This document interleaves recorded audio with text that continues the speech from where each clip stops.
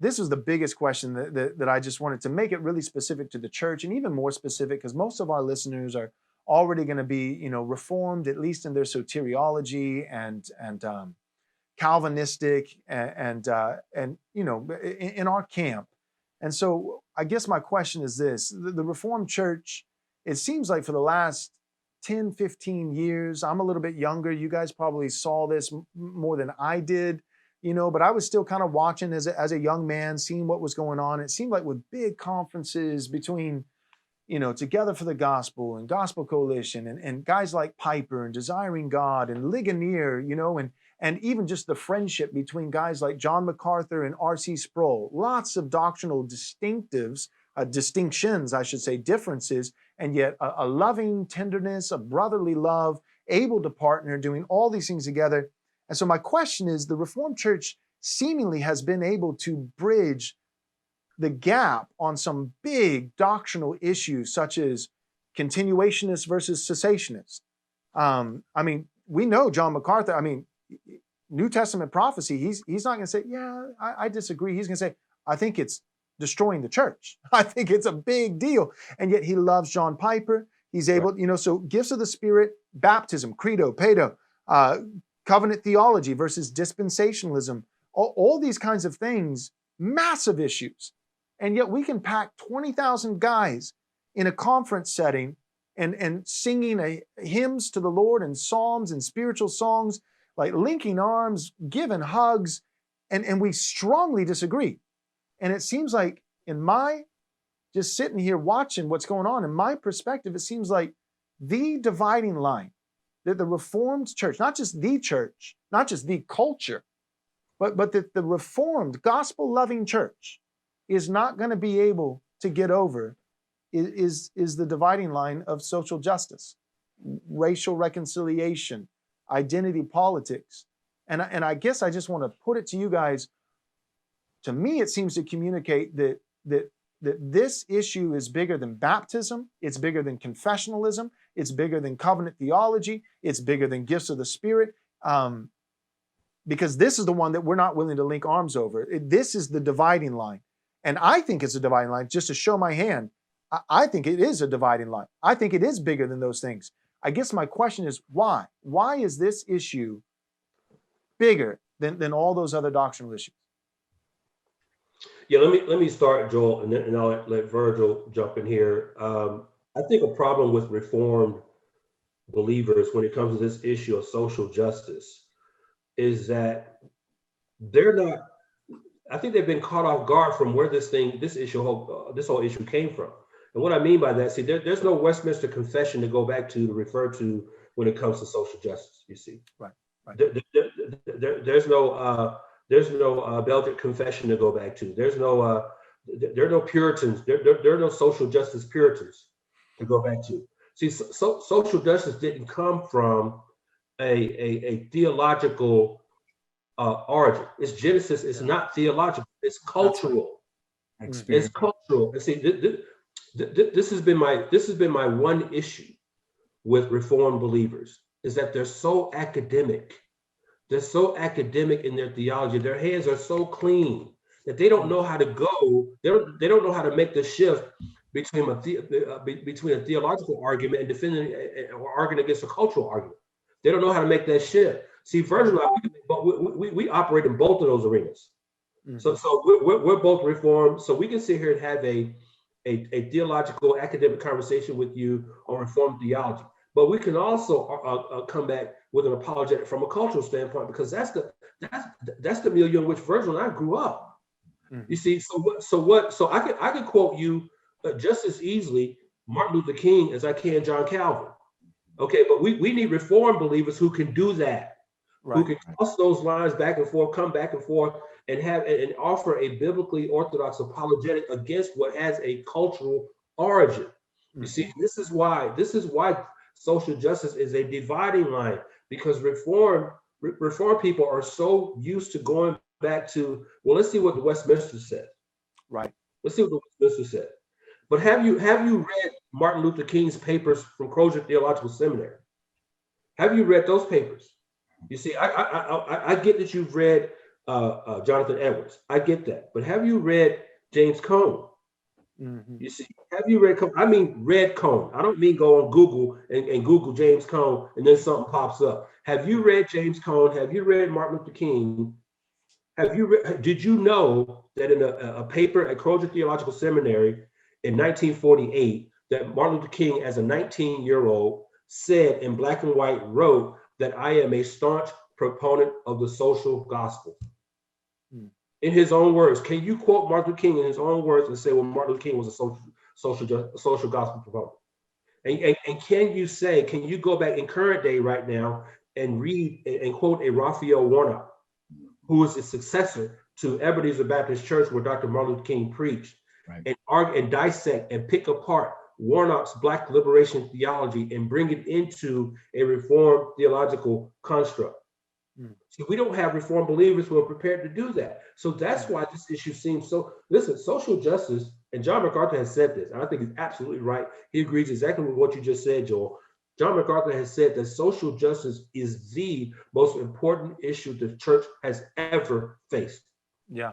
Mm-hmm. That's because as I said earlier, we have such a misplaced soteriology that our doctrine of salvation is rooted in our life here on earth. Right. Not with God in heaven later. Our reward is in heaven. First Peter 1 makes that clear. So we have in First Peter 1:5, he says we have an inheritance which is imperishable and undefiled and will not fade away, reserved in heaven for you. And see, we're trying to get that reward here. Right. You see, so again, I think a big problem within Reformed theology is that we have believers who are so academic in their theological worldview, they don't want to get their hands dirty. Right. Yeah. They want to get their hands dirty. See, to battle social justice and critical race theory, you got to be willing to get your hands dirty. And, and I mean, you need to be able to say, hey, I went into some of these urban communities. I talked with these Black church pastors who are preaching Black liberation theology from these pulpits. And you can name names and you can name churches, but until we get outside of the Westminster Confession, there is no question in the Westminster Confession that addresses critical. Right. So how are you going to handle that? Right. No, you're right. Virgil, what do you think? I'll briefly summarize. I know you run short on time, and just say this is a different gospel. The social justice gospel is a different gospel. It has it's established an anti-biblical anthropology, right? The idea of races of people. It has an unbiblical hermartiology, right? The sole sin that Christ didn't pay for was the sin of racism.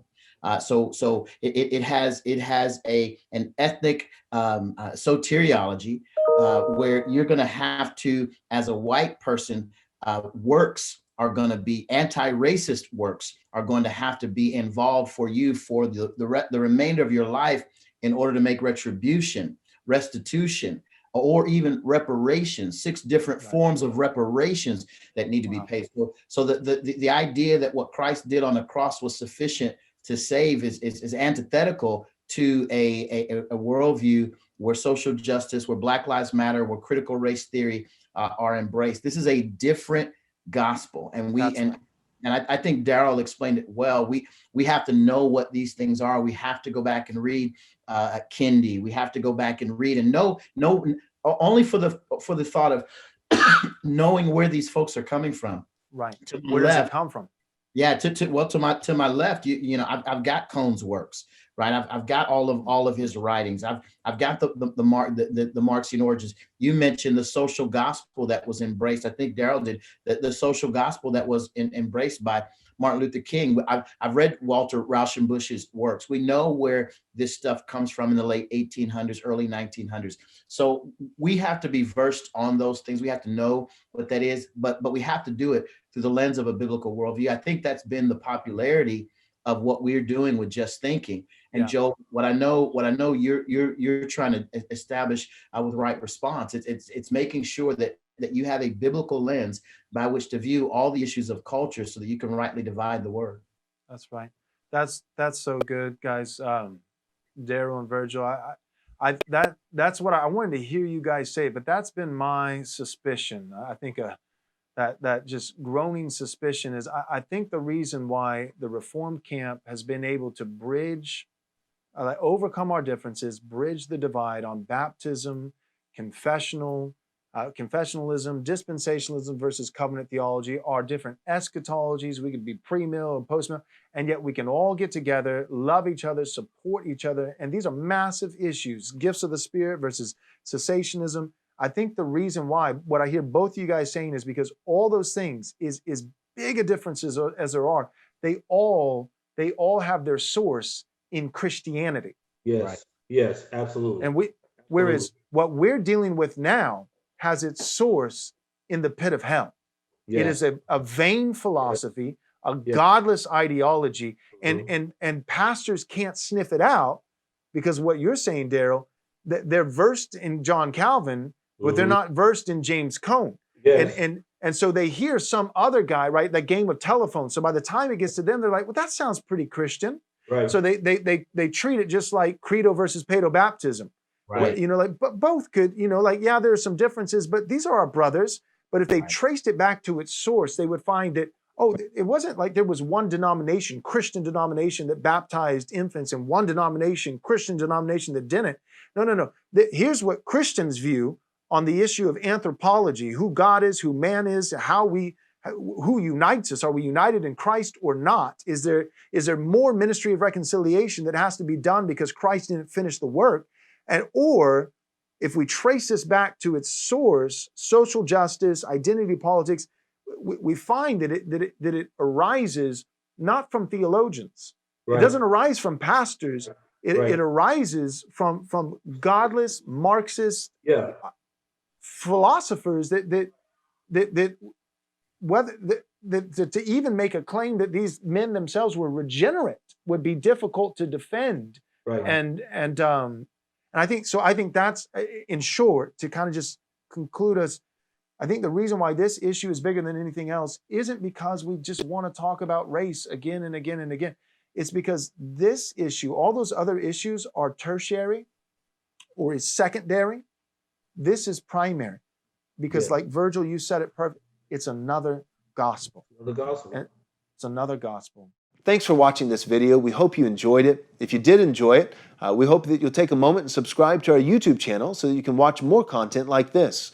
Also, take a moment and give this video a like so that it can reach more people. And take a moment and click on the bell so that you'll be notified whenever we come out with new content. Thanks so much. God bless.